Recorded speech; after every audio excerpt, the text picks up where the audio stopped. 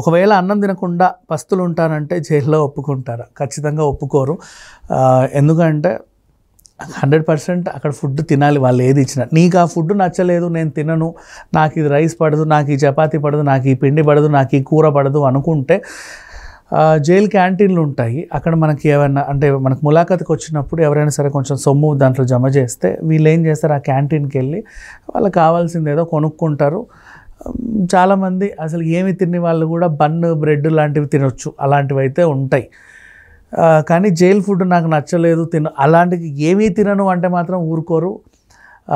ఖచ్చితంగా సెలైన్స్ అన్ని ఎక్కిస్తారు మంచం మీద కూర్చోబెట్టి బలవంతంగా.